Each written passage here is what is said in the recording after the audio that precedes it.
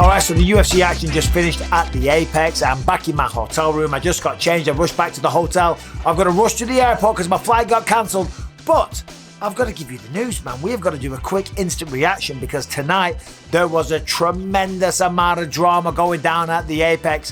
Where do we start? I mean, of course, the main event. Michael Morales smoked Gilbert Burns. I say that as an admirer of Gilbert Burns. He's a tremendous person. He's an awesome fighter. He's an incredible guy just all the way around. What a guy, right? I'm telling you. However, Michael Morales got the job done in the very first round and he made it look easy. And I don't say that lightly.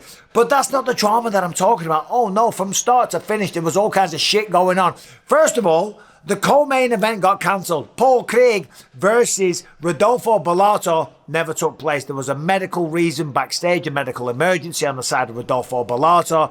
So Paul Craig is flown in from Scotland. Rodolfo Bellato flies in from Brazil. They've both done a full training camp. The fans are in the building. Chasing Status, the legendary drum and bass act from the UK, they're in the building to support Paul Craig. And the fight doesn't go ahead. Oh, I'm telling you, I'm absolutely devastated for everyone involved. Paul Craig is a mate of mine.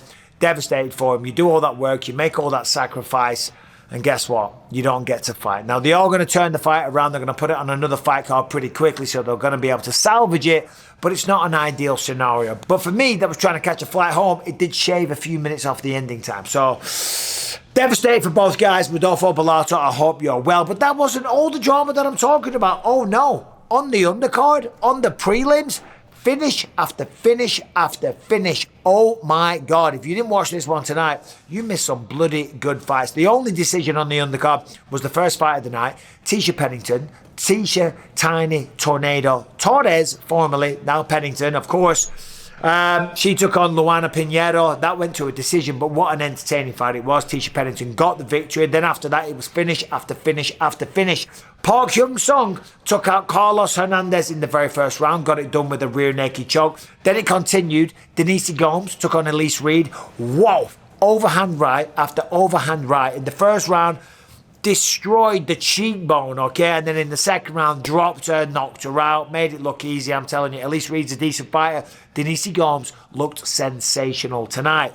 As we know, there was more to come because Luana Santos took down Tainara Lisboa, the Thai Panther, took her down, held her down, and tapped her out in the second round. Right before I said on air, oh, that submission's not going to work, what happens? She taps. Now, of course, I'm talking about Luana Santos was in mount. She was trying to get an Americana, a key lock. Typically, women are very, very Gumby is the word that we use in jiu-jitsu circles. They're very Gumby. They're very flexible. I thought she's not going to get that, but she must have done it time after time in training because she knew she got the tap. I think there was something like, let's have a look here. There was 1 second left on the clock. 1 second. Well done to Luana Santos. Yadil Del Valle, he went out there, he beat Conor Matthews in the first round by a rear naked choke. And Gabriel Brown stopped Mateus Camilo in the second round with a Darce choke. So I told you, the prelims were sensational. Then we get off to the main card. So we're going to jump ahead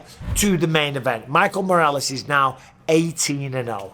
18-0. And he's only 25 years old. And he's taking out opponents like Gilbert Burns. And as I said, making it look easy. And I don't say that lightly because I'm a big fan of Gilbert Burns and that sounds it sounds insulting. But the way that he did it, the way that he controlled it, he's so calm and calculated. And the power in the hands is ridiculous.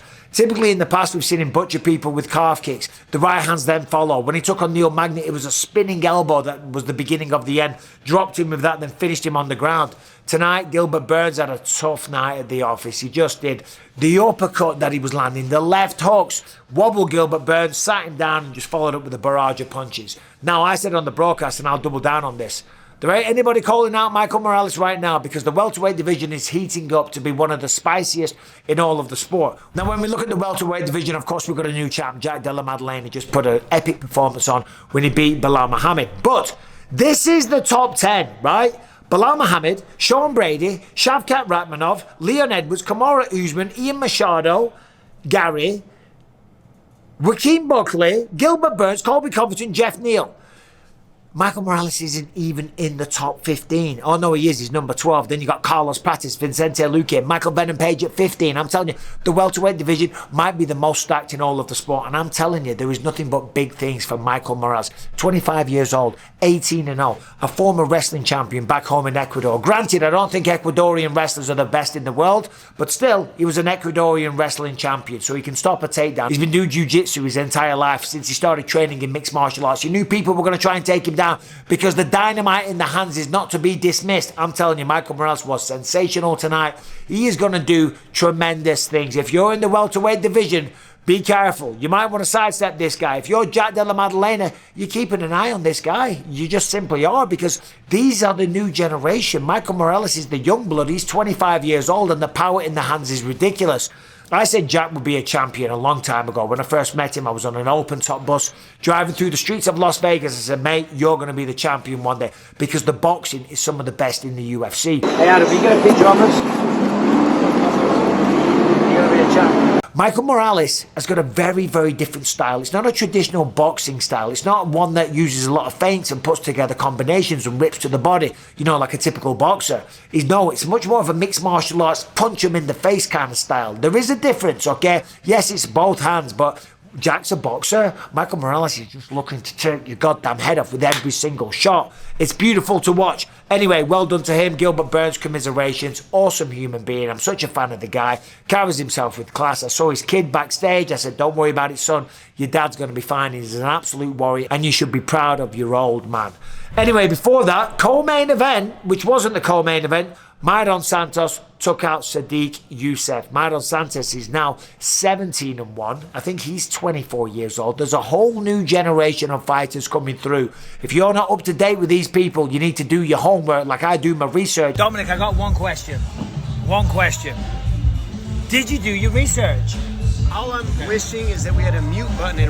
I spent the full week preparing for these events. Myron Santos, again, 24, 17-1. He's got a very, very bright future. Beat Sodiq Yusuff via decision. Kind of picked him apart. Landed some beautiful shots. It was a clear decision. Sodiq Yusuff is great, but tonight wasn't his night. Before that, Nursultan Ruziboyev took on Dustin Stoltzfus. This one was a bloody war. This one was surprising because it was crazy. Ruziboyev was connecting with everything that he threw, throwing spinning wheel kicks, landing them at will, cracking him with right hands. But Dustin Stoltzfus was there the entire time. The heart on this guy and the damage that he can take is ridiculous. Now, in the first round, there was a clash of heads. We thought it was a punch, but it was a clash of heads. We saw it in the replay. Then he almost had Ruziboyev in the guillotine. He toughs it out, he gets out of it, and then he started to take over the fight. Nursultan Ruziboyev, check this out, hold on. The guy's record, 36 wins, 9 losses, 13 knockouts, 20 submissions, okay?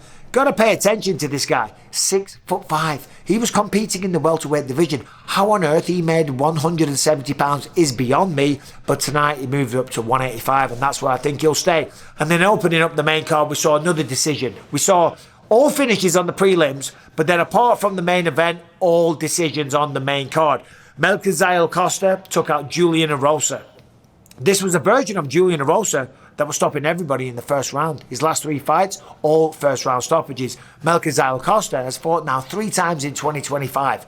This guy has not been messing around. And I'm telling you, the striking looked phenomenal. He was picking his shots so well. The kicks were great. It was powerful. He's got excellent jiu-jitsu, really good anti-wrestling. The man's got a bright future. And so has Julian Erosa, because he pushed him to the absolute limit. It was a back and forth affair, but Melquizael Costa was the winner. So anyway, there it is. I've got to rush to the airport. My flight was supposed to leave at 7:50. Then it got delayed to 9:30. So the UFC took me back to my hotel. I was going to run into my room, grab my suitcase, run back down, rush to the airport. But then I said, oh, it's delayed now to 9:30. Bollocks to that. Drop me off. I'll get a steak. All right, and then I'll get an Uber to the airport. I come up to my room, I start doing this, I get a follow-up. No, it boards soon, so I've got to get an Uber, I've got to get out of here. Thank you guys for watching. Subscribe and ring the bell. See you soon.